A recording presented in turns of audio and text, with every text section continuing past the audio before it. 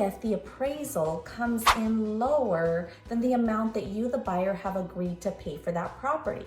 Well, the lender will never lend more for a property than what the property is worth. So there are 4 ways that this potential gap can be addressed by buyer and seller.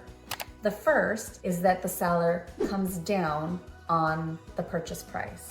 Now, they have to be willing to come down on the purchase price. So what happens if the seller refuses to come down? Well, if the buyer still wants the home, the buyer has to come in with cash that makes up the difference between the appraisal amount and the purchase price.